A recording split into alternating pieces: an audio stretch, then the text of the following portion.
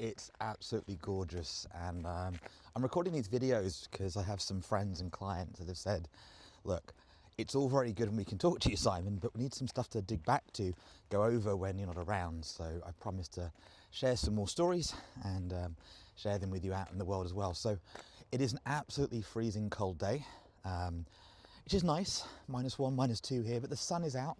Glorious December weather here in the park in Tunbridge Wells. And it reminds me of the old days at Tunbridge and Homewood and other places doing sports in the Michaelmas term, the Christmas terms.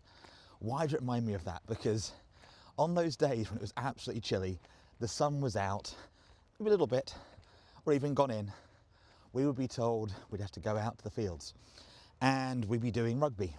And as a 13-year-old, 14-year-old at Tunbridge, when you've got freezing cold weather, you're already tired, you're going through the studies, and the thought of playing rugby, I was like 5, or a small kid, and I had friends who were huge. Those people had those growth spurts early, and you'd be out there really practicing rugby and other sports, hockey, football, and really being out in nature, and it was great.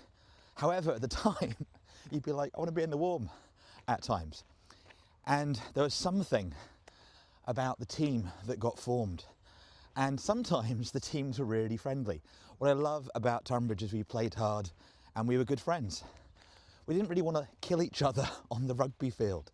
We wanted to have that camaraderie. And yeah, there was riffing, there was jokes, but it was a team that came together. Now, when we as a school were playing the schools, we wanted to win. But afterwards, we'd still talk and be friendly. Some of those people often became friends of friends. I had cousins at other schools like Sevenoaks, and it became really interesting to have that dynamic. Now, when we get out into the business world, we forget it, right? We go into this sort of, it's mine, and we fight to win at all costs. Well, I never did.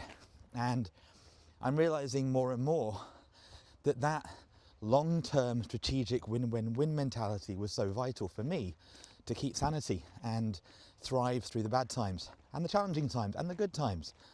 There's nothing worse than realizing your musketeer was stabbing you in the back all along, never actually wanted you to win. And if I think back to people like Andrew and Paul and so many other good friends from Tunbridge, they're doing incredible things. Some of them had really challenging times too. Some health times. We actually lost some friends last year. I'm 46 now. But those team connections were still there. Now, for those that went on to the military, they had that. Those in the music world had that. But if you haven't got that team mentality, it falls over. And so people now are realizing this idea of collaboration, not competition. But it is so difficult to keep it out in the modern world. It's all about conflict. I had a good chat with a friend, let's call him Dan, and he was saying, no, me and him are friends behind the scenes, but publicly we'll have a go at each other. It's part of their marketing approach. And I was like, no, I thought you really disagreed. And he's like, no, we're on the same team. Didn't say it in those words. Look at that gorgeous morning here in late November here in Kent. This is why we like the UK. But I'm coming out here for a little walk before the next meeting, thinking about teams, thinking about how we compete and how often it can get really challenging. Now, I was also remembering when I went to Durham and did fencing, loved fencing. I'd really done some amazing stuff thanks to Professor Peter Froelich and got introduced to Professor Laszlo Jakob. When I was a young kid, straight in, out of my depth really. And there were some guys not with the same mentality. One of my own teammates, in practice, literally put a dent into my helmet, flashing in fencing. Why?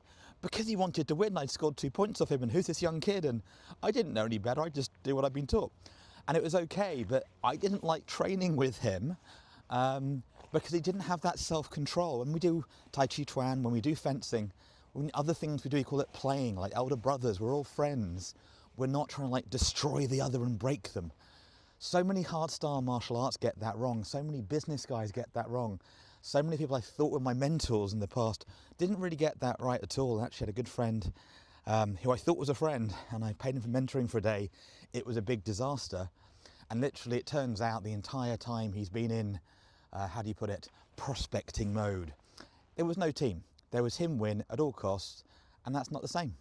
So I want you to thrive. I want you to succeed. I want you to get into that mindset and think about those great teams you had and whether you could step up and build a team and what it really means to be in that mindset. Now, on a good day, it's a garden, it's a park, and it all thrives. It is my idea. So that said, heading off to the next stage, and we'll see you next time.